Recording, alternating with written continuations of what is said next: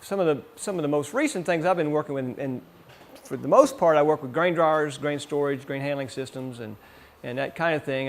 In the past, I've done some work with grain drill calibration on box drills, and we used a weight method to calibrate those drills, and that's what I'm going to talk to you about. And then from that, I set up a spreadsheet that we got a printout of that, but it's an active spreadsheet, and I want to kind of let you become familiar with that because I think it may be useful to you in consulting work or trying to calculate seeding costs for different seed lots, different seeding rates. That changes every year, of course. So again, I'm glad to be here. I thank each of you for coming. I know we have some special guests from way far away, so thank you, especially for the trip you made. I want to give you a little bit of background on the website that I try to maintain. It's a grain storage, I call it grain storage website, but it has different things on there. And one of them is some calculators and tools that I've tried to generate over the years. It kind of fills in the gaps of some of the information you'll see from other websites, other states. Okay, so and the thing we're going to talk about today is this seed cost comparison chart that is kind of designed to set up and compare different seeding rates and seeding costs for different varieties and all that you might have in the mix in your operation. And we got out with the two drills we have on the station here are the John Deere 1790 and a Great Plains 706, and you'll see those this afternoon along with some air drills. And we have some dealers coming this afternoon that can talk more at length and in depth about the air drills. But I want to kind of give you some of the basics on how our approach and how you can, I think this is a good method to use for calibrating drills. Okay? And basically, the first thing, of course, is to decide on a target rate. And some of the information you see depends on the season, the crop residues, to some extent, maybe the moisture not just of the soil, but also of the residue and what your seeding rate might be. Later in the season, generally you have higher rates, of course, and try to compensate for that poor growing conditions. But we start out with a rate of around 30 seeds per square foot. I know some consultants prefer to use the units of seeds per square yard, so it'd be 270. And the spreadsheet is set up to calculate both of those. But then, how many of you remember the clampets from the TV golden days? Jethro Bodine did a lot of ciphering in his day, right? And you carry the knot. Well, one reason I put this spreadsheet together is because there's quite a bit of ciphering that goes in to calculating what your calibration rate needs to be. Okay? It's pretty straightforward, but if you've got a spreadsheet tool, I think it's a lot easier, and that's why I tried to set this up. So we'll go through that. From that, then, you need to work with the individual drills. We'll talk about the procedure we used and how you can set those up, set the drills to know what your seeding rate is and how you might need to adjust that if it's off, okay? Which it generally will be the first time out, unless you have some good records that you can refer back to and correlate the seed sizes with the settings on the drill. Because if you've got that record, if you have those records, keep those records year to year, then you can get pretty close to the setting that you need to be. And then, of course, you would run a test. What we did was we ran a strip test of 100 feet, just marked it off, and we captured the seeds from 3 to 4 different drop tubes, weighed those, and checked our rate, our actual rate. Compared that with the target rate, adjusted the drill, and kept that iteration going until we got it within less than 5%. Okay. Fortunately for us, we had some good experience. Jesse helped us with that, and we got it in one hit. Well, I'll show you that data. But you just kind of keep going back and forth, and you need to repeat that for each variety because different varieties are going to have different rates based on the seed size. So this gets into the spreadsheet and how we set it up, or how I set it up there. And again, the version that you have in front of you is modified from what's on the website. So this is going to be posted here later this week. But we're looking again at target seeding rate of 270 seeds per square yard. Okay, and we're looking at 4 different varieties just to give you a flavor of how the dynamics work here. All right. So the first seed lot we have here is a Pembroke 2016. That's the seed we use in calibrating it, and then what this what you need, all you have to enter into the spreadsheet is the germ, the purity, and the seed size, okay? And then later we'll talk about cost. But for the calibration part of the spreadsheet, this is the first block you want to look at, okay? So going across here, so we have, yeah, tobacco stick makes a good pointer. So Pembroke, size of this seed is 13,200. Germ and purity, as noted. And what you're calculating, straightforward, is just the seed rate in pounds per acre. So 118 pounds of seed per acre for that seed size, okay? And you see there's different rates as the seed changes, seed lots change, size changes, quality changes, you get quite a bit of a range in pounds per acre, okay? But that's the number we want to remember. I know some consultants like to talk about, number of seeds per acre. So I've got that calculated too as a little bit over 1.5 million seeds per acre. And then what we use in a calibration in is how many grams of seed do you need to capture and to collect on average across the drill to get that target rate, and that turned out to be 76.6 for that variety, okay? With all those quality attributes, okay? So those two numbers, I just asked you to kind of keep in mind as we go along.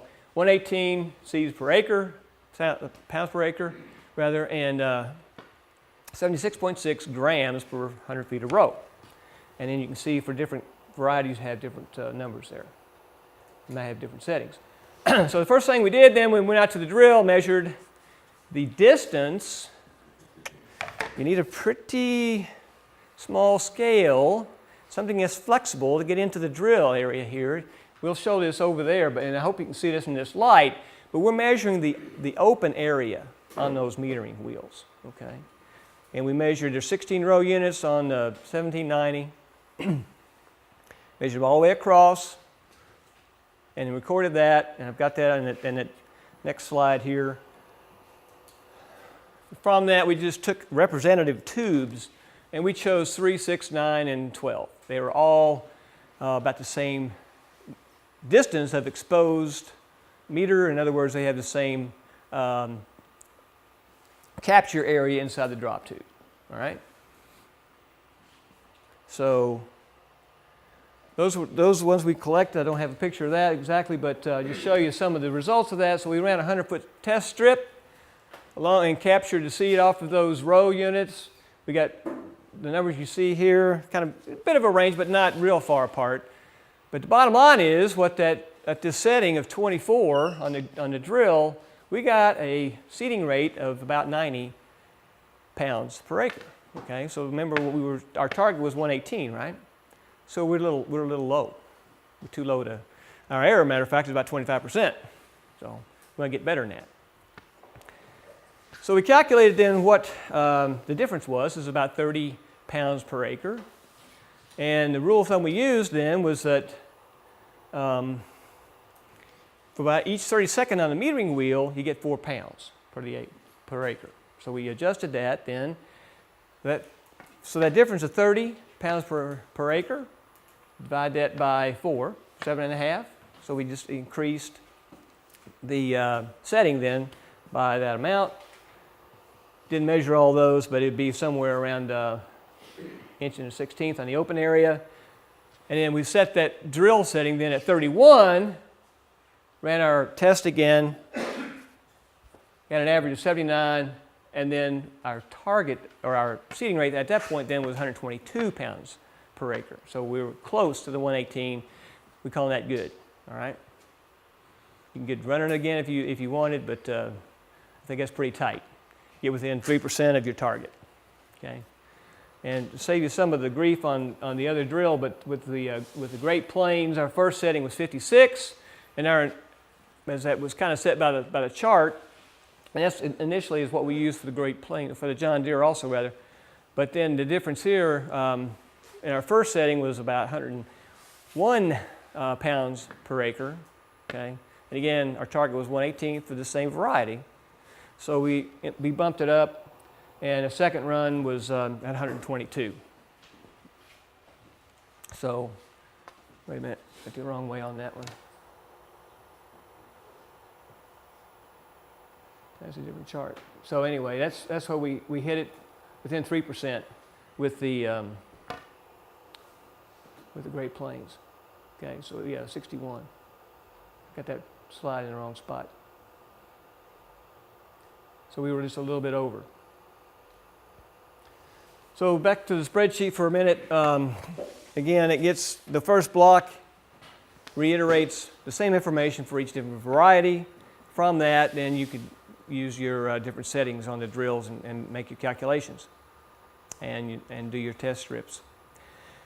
To correlate these varieties with seed costs for different varieties, we put in just some standard or kind of example numbers here to get at about 1,000 acres with a mixture of seeds that we had from the collection that's on the spreadsheet there and different prices to update with today's prices. And you get the number of seeds per, the weight of seeds rather in tonnage per variety. The number of 50-pound bags, some people are using those up in the eastern part of the state. Most people are using the bulk bags, and so it'll be 40 bags per ton, of course. But the bottom line you want to see over here is cost per acre for each variety. That's what a lot of people want to look at, of course, and it varies quite a bit depending on the seed size. Okay, and you can see if you remember from the Beck's, there was a fairly large seed, around 12,000 seeds per pound. When you combine that with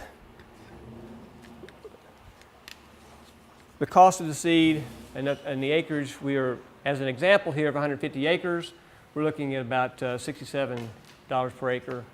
And in the spreadsheet totals, your seed costs in for the operation. Okay, so you could add varieties into the spreadsheet, seed quality, and come up with something that would fit your operation.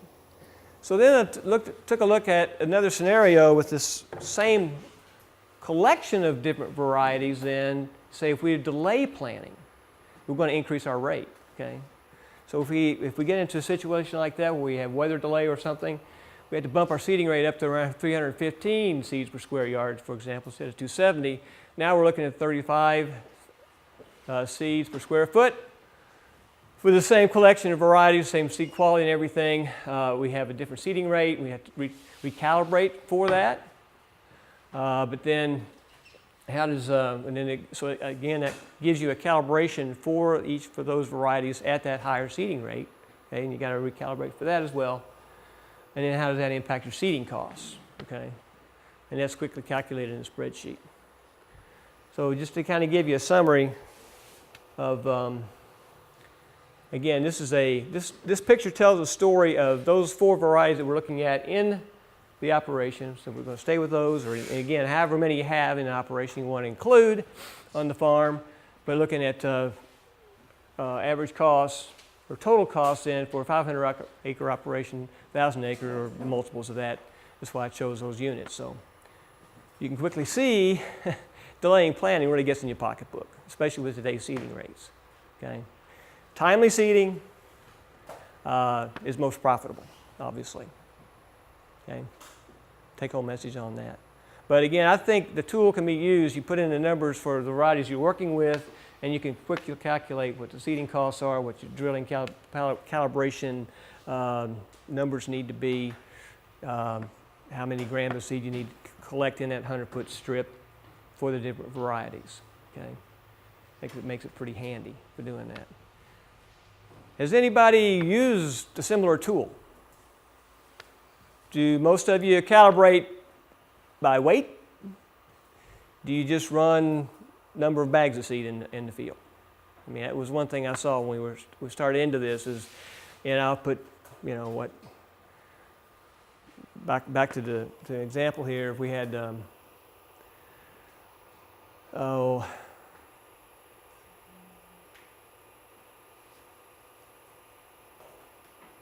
right up here, well, let's go back to the start. If we have 118 pounds per acre or something, I would just put 2 bushel out there and I'd be close. Yeah, maybe. depending on what your calibration is, if it's actually putting out that number or not. But I think certainly with the way wheat seed is sold, unlike corn or beans, you can make some wise decisions based on seed size. Okay, and I know I was talking to one of the seed dealers this week, and one of the varieties we have up here, the smaller seeded variety, where they were sold out of that because people, were plugged into the fact of the economy of scale there. All right, any questions? Pretty quiet crowd. Well, yes, I mean, that's the thing. You can put in the numbers that on those bold, the numbers that are in blue, bold blue, with what you would put in, that's all you need to put into the spreadsheet.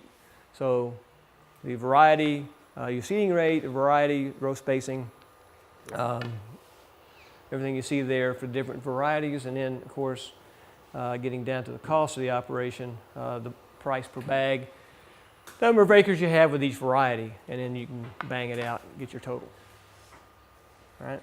So does your tool handle both bags, or you just have to convert it over to 50 pounds?